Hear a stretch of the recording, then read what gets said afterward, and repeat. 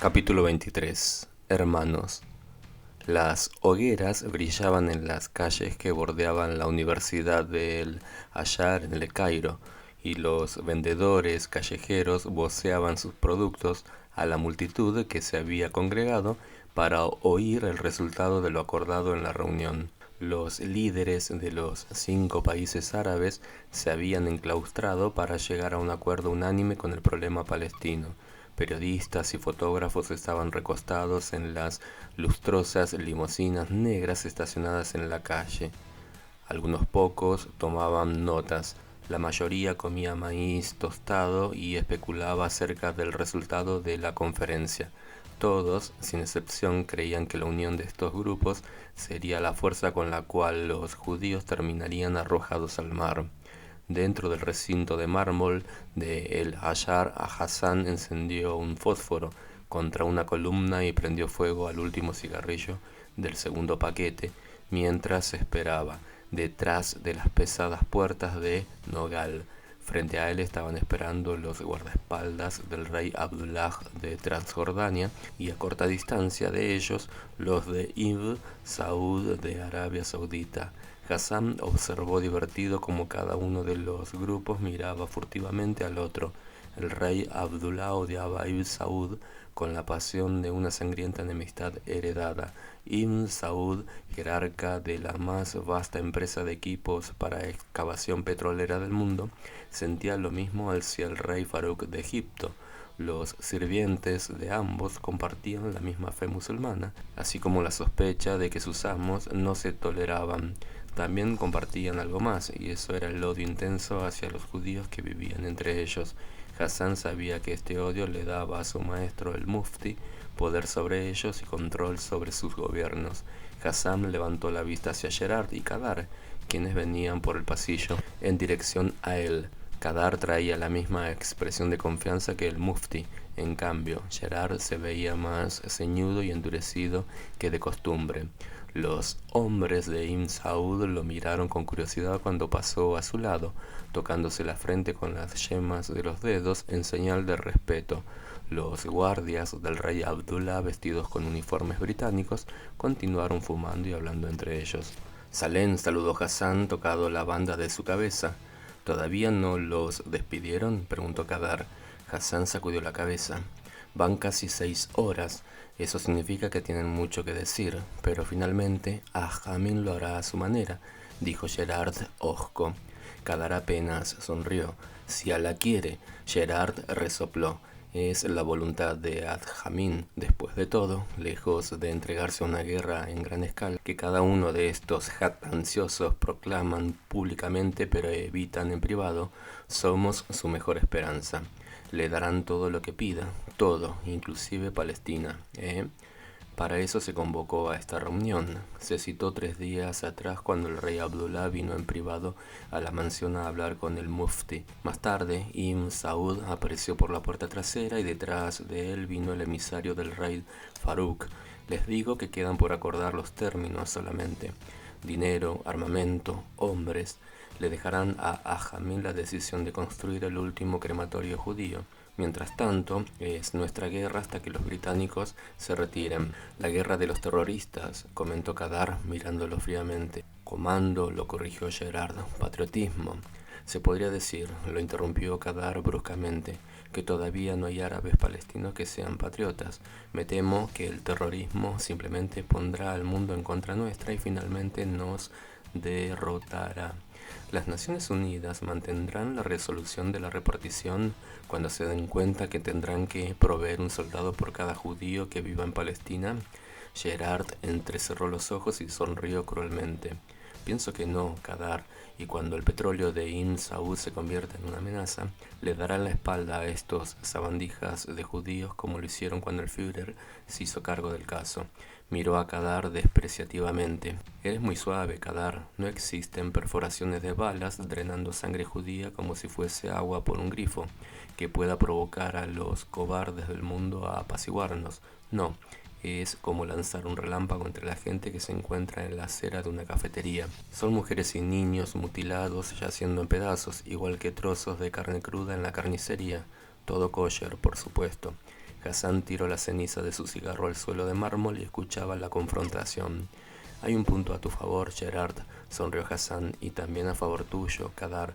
Pero, al final, ¿cómo haremos la guerra? Será la decisión del mufti. De cualquier manera, los judíos estarán al borde de la muerte, creo. Kadar que no importa la condición de sus cuerpos. Kadar se encogió de hombros. Por supuesto que mi lealtad es para Amin. Yo simplemente cumplo sus órdenes. Le dio un vistazo a las puertas de nogal y frunció el entrecejo, cualquiera que sean. Una única lamparita colgaba del techo de la sala, en el sótano de la escuela secundaria Rejavia. Iluminaba a los 9 hombres sentados en sillas de metal colocadas en semicírculos de frente a Moshe y a los mapas de la ciudad vieja. Detrás de ellos, grandes sombras reproducían sus movimientos contra las paredes de cemento que goteaban. Moshe pensó: ellos son solamente hombres, no gigantes, y esta tarea es para gigantes. Moshe se aclaró la garganta y terminó de dar las instrucciones. Como pueden ver, las sinagogas son los edificios que más se destacan en el barrio, por lo cual los haremos nuestros puestos de avanzada. Miró a su alrededor para ver las caras barbadas mirándolo. ¿Alguna pregunta? 4 manos se levantaron, devolviéndole las sombras de la pared en grotesca caricatura. Le dio la palabra a un imberbe muchacho de unos 17 años, de negra mirada detrás de sus gruesos anteojos. ¿Ha dicho que tenemos que poner puestos de avanzadas en las sinagogas? ¿Cree que los rabinos van a estar de acuerdo con eso? Los ortodoxos todavía creen que un mítico dios ancestral nos salvará. Moshe frunció el ceño. Con esa actitud, Gerson, ofenderás a los rabinos y sin duda pondrás en peligro lo que planeamos hacer en la ciudad vieja. Tú te ofreciste voluntariamente para esta tarea, pero ahora tendremos que encontrar la manera de que puedas servir en otra área. El muchacho se puso de pie enojado. ¿Qué quieres decir? ¿Que no puedo ir? Eso es lo que estoy diciendo. Tú quieres pelear, pero debes saber que necesitarás las oraciones y el apoyo de los rabinos de la ciudad vieja si vas a permanecer con nosotros, especialmente contra los miles de guerreros de la yihad que se meten diariamente en el sector árabe. No puede hacer eso. La sombra le levantó un puño cerrado. Está todo arreglado. Está resuelto, Gerson. ¿Puedes retirarte, por favor? Moshe le miró en silencio. El muchacho tomó su abrigo y salió de la sala sin mirar atrás.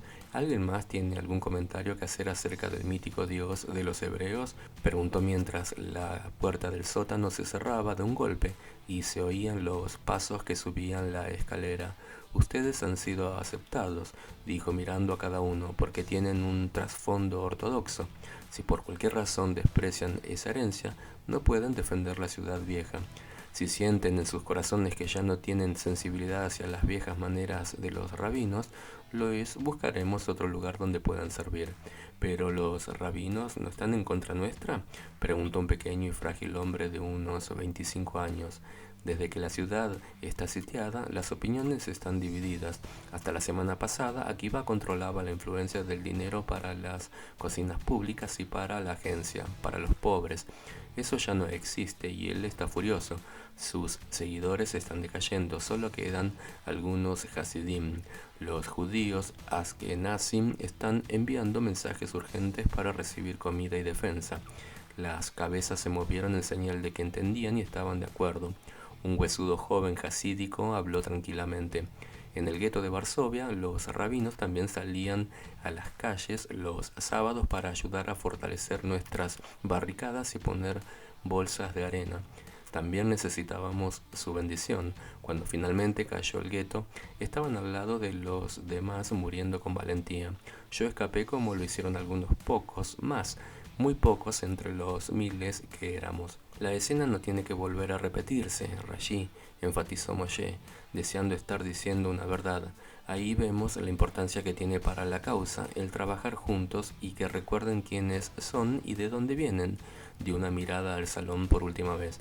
Cada uno de ustedes sabe lo que tiene que hacer, les dijo mientras ojos pensativos le devolvían su mirada. Bien, entonces que Dios los acompañe. Ustedes son nuestro fundamento. Movió la cabeza y los hombres se pusieron de pie y salieron del salón en silencio, pasando al lado del anciano, David Ben Gurión, quien había llegado tarde a la reunión y estaba parado a un costado, cuando el último de los hombres que salía le estrechó la mano y terminó de susurrar sus saludos. Cerró la puerta detrás de sí y se desplomó en una silla de frente a Moshe. Se golpeó los muslos con las manos. Entonces los mandaste afuera. Moshe se frotó la frente. Ovejas al matadero. Esperemos que no. Cada uno de nosotros debemos encontrar nuestra responsabilidad, ¿no? Moshe frunció la boca y se dio vuelta para juntar los mapas de la ciudad vieja. ¿Qué novedades tienes del atentado? Pensé que jamás preguntarías, dijo el anciano, prendiendo un cigarrillo. No era dinamita judía. ¿Estás seguro? Moshe enrolló el mapa y lo sujetó con una banda elástica firmemente. ¿Y qué pasa con el Irgun? ¿Pudieron haber sido ellos? Podrían, probablemente lo hubieran querido, dijo exhalando una gran bocanada de humo. Pero hablé con ese pícaro de Manehem, Bejín, y dice que no fueron sus hombres. Insiste en que no es partidario del ojo por ojo y diente por diente. Si estuviera en manos del Irgun tendríamos todos dientes postizos y andaríamos por la calle con bastones blancos, ¿no? Preguntó Moshe. Bien podría ser la acción de Gerard y Hassan. Moshe, dijo el anciano mirándolo, va a haber encono entre Hassan y tú por largo rato, entre Hassan y todos los judíos, aclaró Moshe. Hay que detenerlo antes que él nos detenga a nosotros. Moshe no contestó. En cambio recogió y limpió todo en silencio, poniendo las sillas contra la pared hasta que solo faltaba poner en la fila la del anciano. Colocó las manos en el respaldo de la silla. ¿Qué quieres de mí?, le preguntó. Él fue tu amigo, el amigo de mi hermano. Fue como un hermano, ¿verdad? Supongo. Moshe volvió a tomar una silla de donde las acababa de acomodar, la abrió y se sentó frente al anciano. ¿Qué puedes decirme de un hombre como este? Un hombre que en un tiempo fue hermano de un judío y luego viajó a entrenarse con los nazis para matar a nuestro pueblo. Creo que tú y Alon tienen eso archivado. Hechos, no motivos. Tú nunca has hablado de eso, Moshe. Quizás es hora. Moshe cruzó las manos y jugó nervioso con los pulgares. No sé por dónde empezar. Por el principio. Éramos chicos. Vivíamos en lados opuestos de la calle de las cadenas. Desde nuestras ventanas se veía el almacén de Cohen. Lo sé muy bien. Podíamos ver la cúpula de la mezquita y desde su ventana, sin duda que él podía ver el muro de los lamentos. En Shabbat, él podía venir a encender las velas con nosotros. Al finalizar el ayuno musulmán, podíamos llevarle alimentos a su familia y él nos podía traer pan y miel. Al finalizar el nuestro, sus padres eran musulmanes consagrados y tolerantes, buena gente. Ibrahim no era tan amigo mío como lo era de Elí. Elí era tu hermano mayor, el que fue muerto. Moshe asintió. Sí. ¿Hassan lo mató? Moshe asintió más lentamente. Lo traicionaron. ¿Pero por qué hizo semejante cosa? Los ojos del anciano irradiaban fuego. Él tenía una hermana un año menor que Elí. Elí se había enamorado de ella en secreto y ella también lo amaba. Hassan lo sabía y creía que era bueno. De esa manera él y Elí serían verdaderamente hermanos, pero... Moshe hizo crujir el piso de concreto con la punta de su zapato. ¿Pero qué?, le urgió al anciano. Nosotros somos judíos, dijo temblando al recordar la noche en que Elí le había dicho a su padre que amaba a la bella joven árabe. ¿Sabes lo que significaría para ti casarte con ella? ¿Para todos nosotros? El padre de Elí no manifestó el enojo, pero su mensaje fue claro. Elí movió la cabeza en silencio y se fue a su cuarto, donde estaba Moshe leyendo. Al principio hizo como que no se daba cuenta que su hermano estaba llorando silenciosamente, tirado en la cama. Finalmente, Moshe le preguntó, ¿qué harás? Elí se secó las lágrimas y se sentó, agarrándose las piernas con las manos. ¿Puedo deshonrar a mi padre? No la veré más. ¿Pero por qué?, preguntó Moshe. ¿Ella no puede convertirse al judaísmo? No lo hará. Casarme con ella significa que le dé la espalda a mi fe y a mi familia. Tú, dijo mirando con dolor a Moshe, no me llamarías más tu hermano. Estaría muerto para ti. Muerto. ¿Pero la quieres? Sí, gritó Elí. Pero no debemos hablar de eso nunca más. Eran recuerdos que todavía no habían sanado. Por un largo rato Moshe se quedó sentado en la silla de metal pensando en mil cosas. En Eli, lo que él hubiese hecho en lugar de Eli. Su padre ya había muerto y él mismo ya no vivía de acuerdo a los viejos principios. Él amaba a Eli de una manera única, como nunca se había permitido amar a ninguna mujer hasta ahora. El anciano tosió fuerte trayendo a Moshe al presente. ¿A dónde estás?, le preguntó. En el pasado que a veces aparece queriendo repetirse, le contestó Moshe mirándolo. Mi hermano tomó una decisión que yo no tenía el valor de tomar. Rompió la relación con la chica y no volvió a hablar con Hassan. Cuando se le acercaba en la calle no le hablaba y cuando veía a sus amigos les daba la espalda y se iba. Se alejaba en silencio de aquellos que había amado. Entonces, la hermana de Hassan fue comprometida y dada al matrimonio a un miembro de la guardia del Mufti, un hombre llamado Ram Kadar. Ella se suicidó al poco tiempo. Oímos que había dejado una nota para Eli, pero él nunca la recibió. Pocas semanas después, Eli fue linchado en la plaza del mercado por el populacho enardecido que gritaba que había deshonrado a una joven árabe. Hassan encabezaba el grupo. Al final, sabes cómo mueren muchos, no solamente Eli. Cuando todo termine, este asunto del ojo por ojo habrá acabado con las vidas de muchos en ambos lados. ¿Nunca tuviste miedo de su odio? Solamente cuando se acercan a aquellos quienes amo, no por mí, le tengo lástima. Tu Eli Warne no es judía, yo no soy mi hermano. David reclinó la cabeza en el respaldo de su asiento, mirando como Michael cerraba los ojos y cabeceaba con el rítmico movimiento del tren a Praga. Sonrió cuando levantó la cabeza para luego dejarla caer nuevamente sobre su pecho. Al cruzar un puente volvió a levantar la cabeza, luego cruzando los brazos se apoyó en la ventanilla con la boca entreabierta. Se veía muy descuidado con la barba de 3 días y los pocos pelos que tenían cayendo de su cabeza calva. David deseó saber usar la gran cámara de segunda mano que había comprado en el negocio de París la mañana anterior. Por un momento estuvo tentado a sacarla del estuche y fotografiarlo. Luego recordó que no había comprado rollos fotográficos. Suspiró e hizo una mueca, decidido a recordar a Michael con su boca abierta en el compartimiento de felpa aterciopelado del tren. Los generales del Tercer Reich andaban al acecho por toda Europa en este mismo compartimento de tren, pensó dando un vistazo a su alrededor. La tela se había desgastado a causa del roce de los uniformes nazis, como la tierra. El mantenimiento del lujo, lo mismo que de las cosas necesarias, había quedado en suspenso mientras los hombres estaban ocupados en la tarea de matarse los unos a los otros. Ahora que la guerra había terminado, todo lo que quedaba por hacer era reconstruir. La chatarra oxidada de los transportes nazis yacían a los lados de las vías. David observaba por la ventanilla el desolado entorno. Cerró los ojos, trayendo a la memoria a los soldados alemanes corriendo, buscando protección en estas mismas vías, mientras él caía en picada sobre el tren que transportaba a la tropa. Ahora lo que quedaba del poderío alemán estaba en los desiertos campos de Checoslovaquia para ser vendido al mejor postor. Él y Michael estaban viajando a Praga para entrevistarse con Gabriel y examinar una partida de aviones ME-109 abandonados por el enemigo vencido en su retirada ante la victoriosa armada soviética. El tren se detuvo y volvió a avanzar lentamente. Las villas parecían iguales, todas de piedras grises, frías, deslucidas. Los campos, en una época listos para la cosecha, parecían marchitos y estériles, mientras las ruedas de metal atenuaban su rítmico sonido al hacer una nueva parada, que parecía la milésima. David fijó su mirada a un labrador vestido con un abrigo a cuadros y llevando una canasta en su espalda. La manga derecha estaba levantada y sostenida con un alfiler. ¿En qué guerra y por qué causa el hombre había perdido el brazo? Y finalmente, ¿tenía importancia?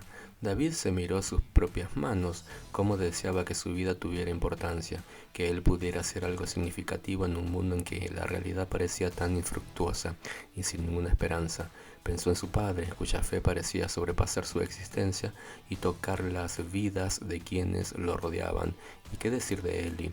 Su egoísmo le había dejado heridas en el corazón y en el alma tan profundas como los surcos que veía en la tierra por la que estaba pasando. Miró hacia abajo, a la maleza que crecía al costado de la vía que había sido saboteada. Los mismos hombres que las bombardearon ahora tenían la tarea de reconstruirla. A David le dio la impresión de que su vida había tenido un final abrupto y que ahora debía reconstruir lo que él mismo había destruido. Lo único que deseaba era que no fuera demasiado tarde para él y para él. El tren tembló al ponerse nuevamente en movimiento, pasando lentamente por una villa donde los ingenieros de la Armada de los Estados Unidos, en sus trajes verde oliva, dirigían a los civiles para conducir los tractores entre los escombros de un edificio bombardeado. El tren pasó luego por un pantano, lleno de pájaros negros que se elevaban sobre el cielo gris. A la distancia, David divisó la alta torre de ladrillo del crematorio de Dachau. Su grueso humo gris se había esfumado, había sido absorbido por la tierra que lo circundaba. El verdadero aire de Europa se ha vuelto un cementerio, pensó David, y cada respiración humana está teñida por la culpa de la torre. Quiero hacer una diferencia, susurró. Se reclinó en el asiento y le sonrió a Michael, que continuaba durmiendo con el rítmico traqueteo del tren. David extendió la mano y le tocó la punta de la cabeza. Vamos, espantapájaro, despiértate. Michael abrió un solo ojo y vociferó. ¿Qué quieres? Se incorporó y se frotó la cara con ambas manos.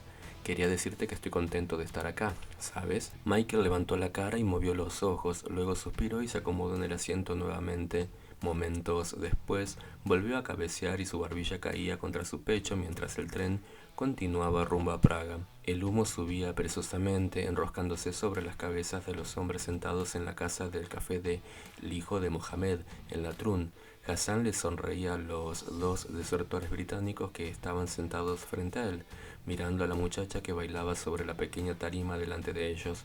Sus ojos, inyectados en sangre, bailaban al compás de la música. Hassan disimuló su desprecio hacia estos traidores de su propio rey y sirvió más café en sus tazas, al que ellos fortalecían con whisky. ¿Una gota, compañero?